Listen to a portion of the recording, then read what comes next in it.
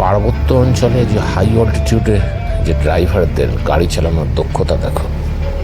ডান দিকে উঁচু পাহাড়, যে কোনো সময় ভূমিস্খলন, বাঁ দিকে গভীর খাদ, ডায়েও মৃত্যু বাঁয়েও মৃত্যু। বাসের মধ্যে প্রায় 40 জন প্যাসেঞ্জার। নাজারহাটি তো দুর্ঘটনা ঘাটি, শিবতাণ্ডব স্তোত্র চলছে, আর ড্রাইভার নিখুঁত দক্ষতায় অতজন প্যাসেঞ্জারকে নিয়ে মাত্র 2-3 ইঞ্চি দূর দিয়ে গাড়িকে পাশ কাটিয়ে পার করে দিল। Hats off to him. দেবভূমি হিমাচল, সুন্দর, মনোরম, দুর্গম। জীবনযাপনের একঘেয়েমি কাটাতে আমার তোমার পাওয়া চাওয়া, হতাশা, নিরাশা, অভিলাষা, যন্ত্রণা, রাগ, ক্ষোভ কাটানোর জন্যে এসব পথে আসতে হয়।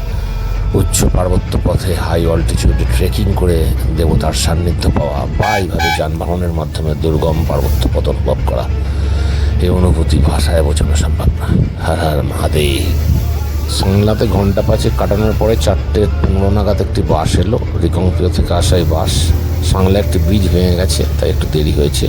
ওই বাসে করে এখন ভারতবর্ষের সর্বোচ্চ গ্রাম, ভারত ও চীন সীমান্তে 11,400 ফুট উচ্চতায় চিটকুল, অপূর্ব প্রাকৃতিক সমন্বিত মনোরম দেবভূমির একটি গ্রাম।